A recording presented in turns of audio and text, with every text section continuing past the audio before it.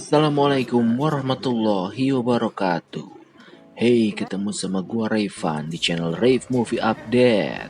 Di video kali ini gue akan membahas film Indonesia karya Raditya Dika, sequel dari Single Part 1. Mau tahu ceritanya? Langsung aja kita mulai.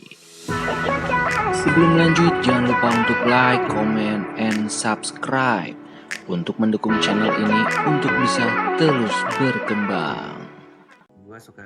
Di scene pertama diceritakan Abby yang diperankan Raditya Dika sedang berbincang di telepon dengan Angel, cewek yang dulu pernah dikenalnya di kosan, yang kini tinggal di Bali untuk melanjutkan kuliah. Abby adalah seorang komika. Malam itu dia beres perform dan akan pulang menuju kosannya.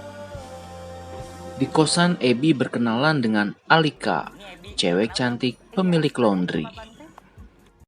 Abby punya komunitas jomblo. Mereka berkumpul di kosan dan saling curhat masalah kesingelannya. Malam ini malam minggu. Seperti biasa, Abby akan nginep di rumah adiknya Alfa untuk bertanding PlayStation. Di tengah permainan, Alfa menanyakan kepada Abby kapan dia akan menikah, karena sang ibu sangat ingin Abby menikah sebelum ajal menjemputnya. Alfa pun menanyakan hubungan Abby dan Angel. Abby mengatakan bahwa dia kesulitan jika mau menembak Angel. Tiba-tiba saja mulut membisu. Alfa memberi ide bahwa nanti bakal ada grup akapela yang akan menjadi background ketika Abby akan nembak Angel. Abby pun menyetujui ide Alfa. Di kosan, Abby lagi memasak. Abby mendapat video call dari sang ibu. Si ibu mau mengajak Abby ke Bali karena keluarga Yasmin, adik ipar Abby, akan mengadakan acara di sana. Ardi, teman kos Abby, mengetuk pintu. Dia mencium bau masakan. Abby mempersilakannya masuk. Namun, Adi malah mengajak Johan untuk ikut pula. Sambil makan nasi goreng, mereka bertiga berbincang hangat. Abby pun curhat mengenai Angel. Abby bercerita bahwa ia pernah mau menembak Angel, namun tidak pernah keluar dari mulutnya. Johan dipanggil istrinya. Ardi pun akan pulang ke kamarnya.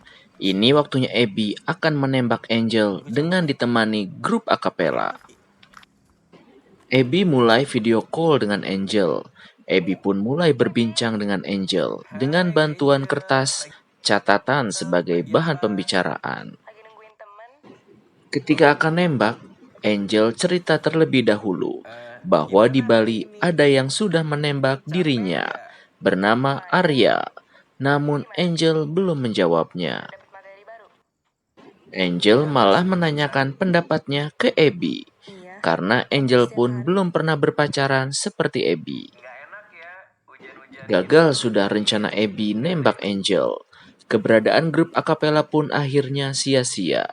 Grup akapela pun malah menyanyikan lagu sedih untuk Abby. Abby mengingat-ingat masa ketika dia SD, waktu nembak cewek, dan dia pun ditolak juga.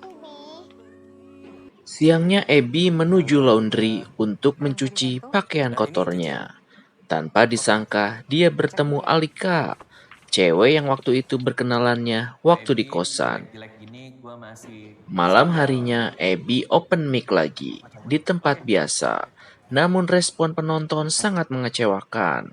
Satu persatu penonton pergi. Abby pun mendapat kritikan keras dari manajernya. Di kosan, Ardi dan Johan menanyakan Abby waktu nembak Angel. Mereka berdebat tentang enaknya punya pasangan atau jomblo. Abby pun bercerita bahwa dirinya memang tidak pernah berpacaran dari kecil. Ardi mengajak Abby untuk hangout. Mereka pergi bertiga. Ardi sok-sokan ngasih trik buat nyari cewek. Abby pun akhirnya mendekati seorang cewek dengan saran dari Ardi tadi. Ternyata cewek itu adalah transgender, namun Abby tidak menyadari. Transgender itu mengajak Abby untuk dance. Mereka berkenalan lebih dekat. Transgender itu mengaku bahwa dirinya laki-laki, namun Abby selalu mengatakan, "Nggak apa-apa, bagus," sesuai arahan Ardi tadi.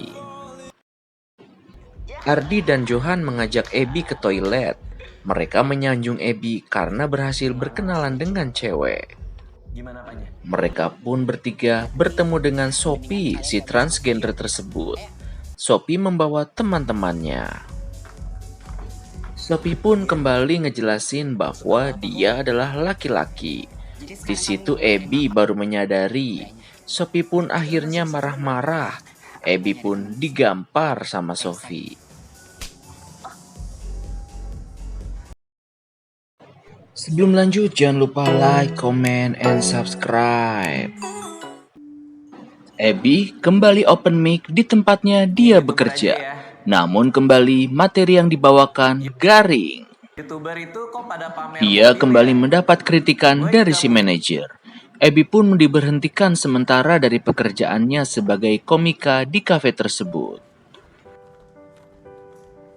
Seperti biasa, malam minggunya Abby main ke rumah adiknya, Alpha, untuk bermain PS. Alpha mengajak Abby untuk ke Bali. Abby kembali ke laundry dan ngajak Alika untuk makan malam. Seperti biasa, Ardi sok-sokan ngasih saran kepada Abby. Abby pun berkencan dengan Alika. Mereka makan malam di dalam mobil. Alika menemukan buah ceri di belakang mobil Abby. Ternyata buah itu adalah buah favorit Alika. Mereka pun terbawa suasana. Abby berciuman dengan Alika. Abby mengantarkan Alika ke depan kosannya. Alika mendapat telepon dari Steven. Dan ternyata Alika akan berkencan juga dengan Steven. Iya, teman gue. Keesokan harinya, Abby, Ardi, dan Johan pergi ke Bali. Alpha main ke kamar Abby. Alpha menceritakan pertemuannya dengan Jasmine, istrinya. Ini adalah hari H pesta. Mereka semua berkumpul. Tanpa disangka, Angel datang juga ke acara itu karena diundang oleh Alpha. Baik, lo gimana?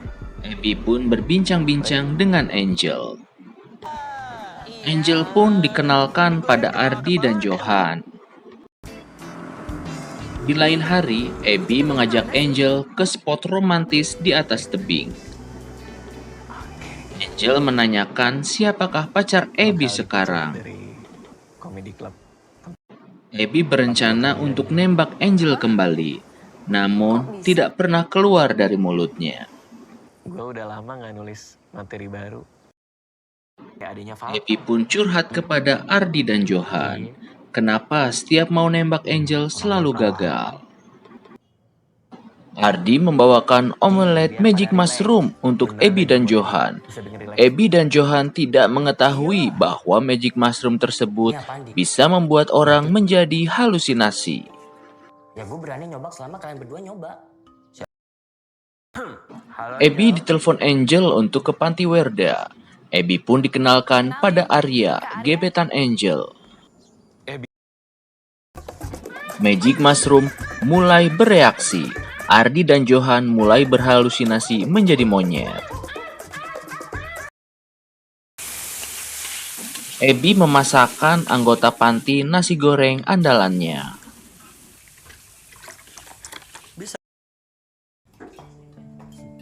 Abby diajarkan cara menembak cewek oleh si kakek. Cantik ya.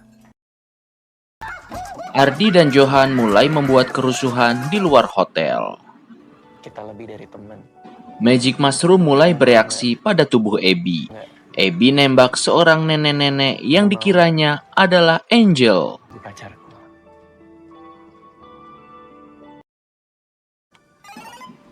Suami si nenek pun marah-marah. Abby dibanting hingga pingsan. Abby dibawa ke rumah sakit terdekat. Abby melihat Angel seperti kakek Karto tadi.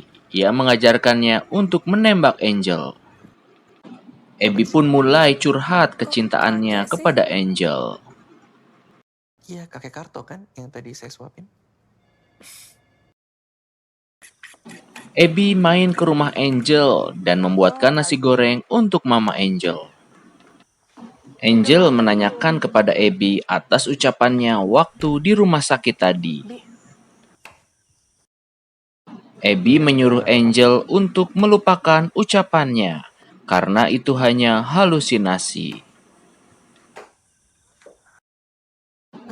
Angel memutuskan hubungannya dengan Arya. Abby pulang ke kosan dan merayakan ulang tahunnya sendiri.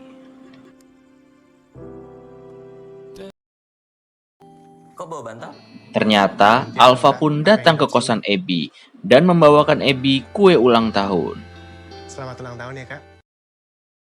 Lu kali yang Ardi dan Johan pun datang. Mereka merayakan ulang tahun Abby bersama. kayak gini nih. Abby kembali datang ke kafe komedi tempat dia bekerja. Dia minta diberi kesempatan untuk open mic lagi. Tapi gue pengen nyelamatin keturunan gue. Ternyata kali ini show Abby pun pecah. Semua penonton sangat senang. Di lain tempat, Angel ngobrol sama sang mama. Ternyata sang mama sangat suka kepada Abby. Berani untuk ngomong apa yang gue rasain. Di akhir cerita, Abby pun akhirnya memberanikan diri nembak Alika lewat telepon. Oke. Besok ya? Dan film pun selesai.